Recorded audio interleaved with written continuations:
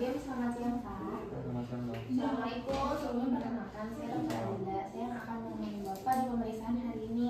Sebelumnya Pak, saya mau izin tanya dulu identitas Bapaknya. Boleh disebutkan namanya? Dengan Bapak Adinara. Bapak Adinara, sekarang umur berapa Pak? Usia saya 30 tahun, Mbak. 30 tahun, sekarang pekerjaannya apa? Pekerjaan saya wira swasta. Wira swasta. Sekarang tinggal di mana? Tinggal di Jalan Kalimantan. Di Jalan Kalimantan. Bapak kalau misalnya Bapak asli mana? Orang asli mana? Saya asli Tasik. Oh, Tasik lagi. Bapak sebelumnya saya mau tanya dulu ya Pak ya, karena kan tadi Bapak sini mau ada keluhan juga ya Pak ya, boleh Pak? Boleh. Jadi Pak ada keluhan apa? Saya sakit pinggang sih, Bang. Sakit pinggangnya kayak gimana? Tajam, tumpul atau kayak pegel? Kayak tajam gitu sih. Tajam. Dari kapan? Udah dari masih udah ada kayaknya sebulan lalu. Sakit ya. Pokoknya udah lama sih. Kalau udah 1 bulan biasanya itu sakit terus-terusan atau kadang-kadang muncul hilang? Tidak timbul sih. Oke, biasanya makin parah atau makin membaik kalau ngapain nggak? Kalau istirahat nggak ada sih, Dok. Sama-sama sakit. Tiba-tiba aja. Itu ngeganggu banget nggak Pak? Kayak Bapak jadi nggak bisa ngapa-ngapain atau gimana gitu? Iya, ganggu. Kalau sakit kita juga kemarin. Bapak kalau misalnya sakit pinggangnya itu ada kayak jalan atau kayak nyebar gitu nggak sih Pak? Misal ke daerah selangkangan atau ke perut atau kemana?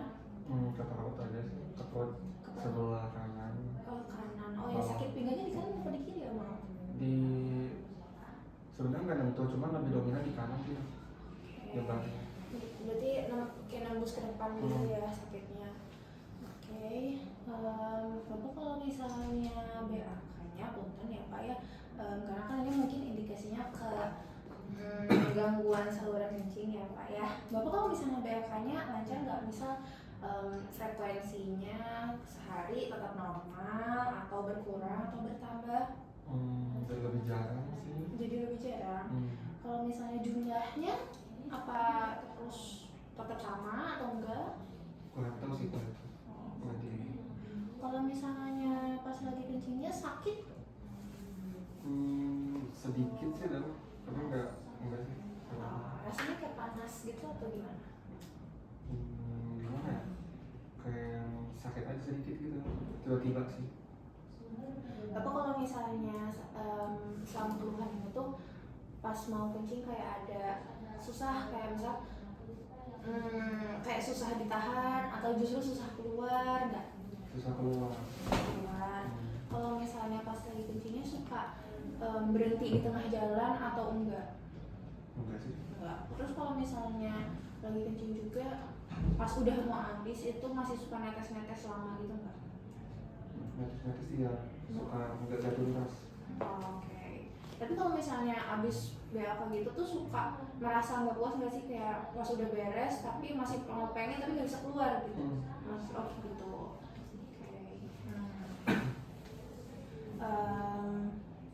Kalau Bapak BAK-nya ada kayak batu, ada pasirnya gitu nggak? Enggak ada sih, enggak Bapak kalau misalnya kan udah ya, kalau misalnya pas BAK tadi agak sakit juga ya. Kalau Bapak sebelumnya udah pernah ngalamin kayak gini? Belum. Ada demam Pak? Demam enggak ada sih. Demam nggak ada. Ada Bapak sebelumnya ada batuk pilek nggak sebelum gejala ini? Nggak ada ya.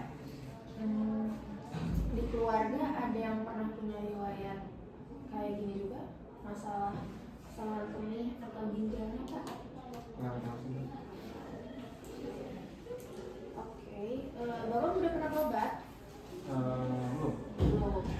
Belum pernah minum obat juga selama ini? Oke.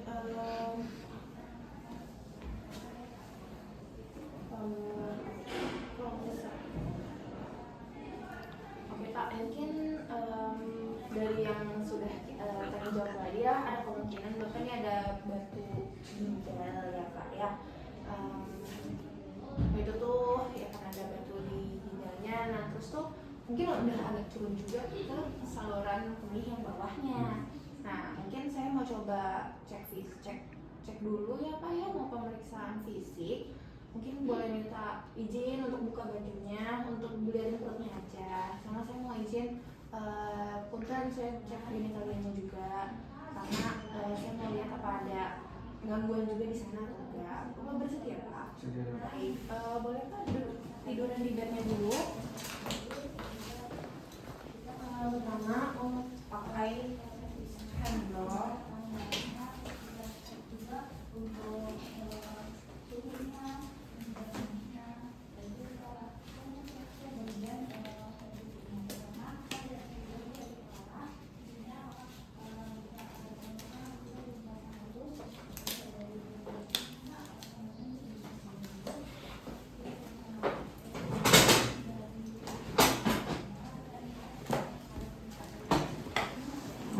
pemirsa dari sebelah kanan pasien. Pertama untuk cek tanda-tanda vital terlebih dahulu. Untuk tanda-tanda vitalnya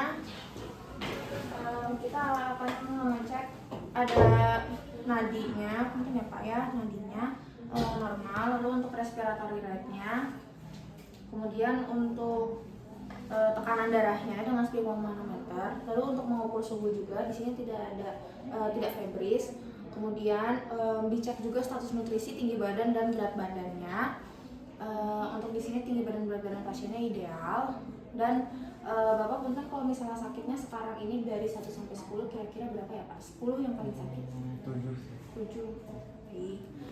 Kemudian sebelumnya kita harus mengecek general appearance-nya dulu. Di sini pasiennya masih kompos mentis. Lalu di sini untuk kesan sakitnya cukup sakit, dan untuk kesadaran masih kompos mentis juga. Oke. Pertama kita akan mengecek bagian kepala terlebih dahulu. Di sini untuk ubun-ubunnya tidak ada tanda-tanda dehidrasi. Lalu rambutnya juga tidak tampak rusak dan tidak rontok juga. Kemudian untuk wajahnya nanti ini pasiennya melepas maskernya terlebih dahulu. Dicek untuk matanya, ini tidak ada tanda-tanda dehidrasi. Untuk kulitnya tidak ada tanda-tanda kebiruan. Lalu untuk matanya, maaf ya Pak ya, konjungtivanya ini tidak ada tanda-tanda konjungtiva anemis. Lalu untuk mulutnya juga dilihat untuk mukosanya, apakah ada tanda-tanda dehidrasi seperti mukosa kering, bibirnya biru. Lalu bagian hidungnya dilihat juga apakah ada septum yang deviasi, lalu apakah ada sekret atau ada pus yang keluar. Kemudian untuk leher, di sini untuk leher kita mengecek KGB-nya terlebih dahulu. Maaf ya Pak ya. Di sini tidak ada KGB yang membesar. Kemudian untuk JVP, di sini JVP-nya normal. Lalu untuk tiroidnya juga tidak ada pembesaran. Lalu untuk bagian toraks, untuk toraksnya sendiri ini nanti diinspeksi terlebih dahulu. Untuk retraksi, tidak ada retraksi napas, tidak untuk pola pernapasannya simetris kanan dan kiri. Lalu saat dipalpasi nanti ekspansinya simetris juga. Kemudian untuk pemeriksaan abdomennya, kemudian untuk toraksnya dulu didengarkan suara jantungnya.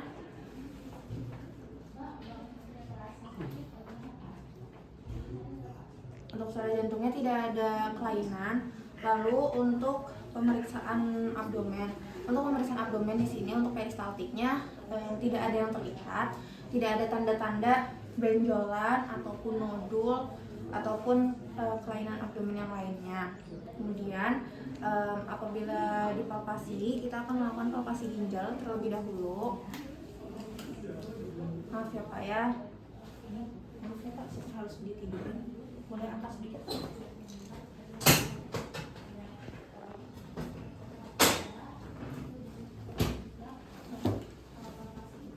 Di sini untuk ginjal kanannya, tangan kiri di atas di bawah costovertebral angle. Kemudian kita coba cek untuk ditekan di sini apakah ada terasa pembesaran ginjal.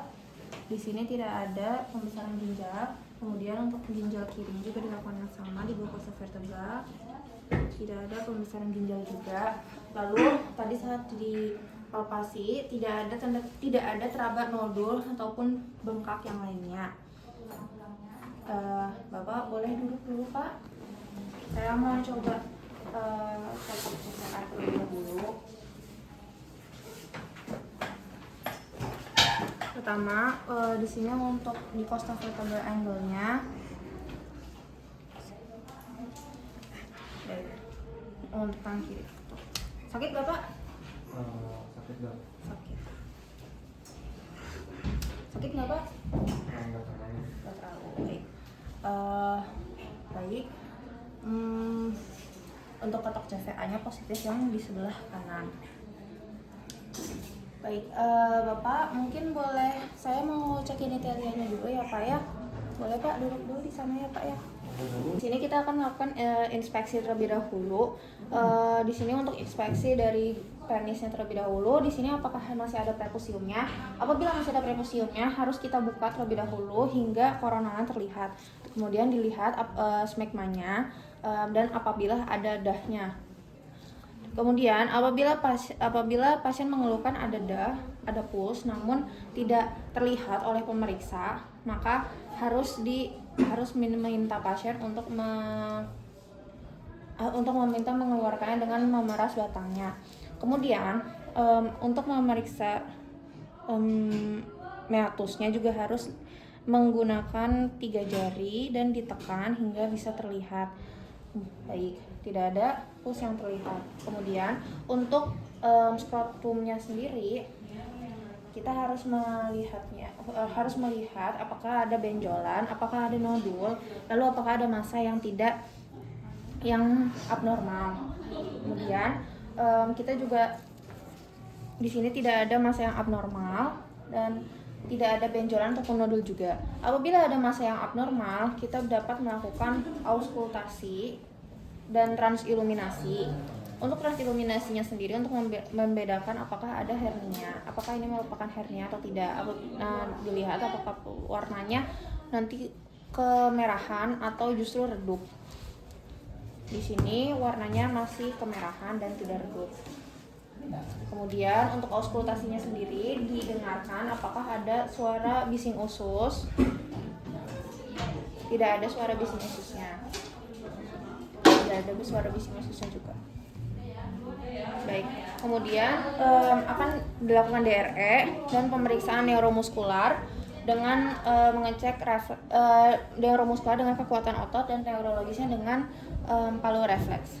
Baik, mungkin alhamdulillah pemeriksaan sudah selesai.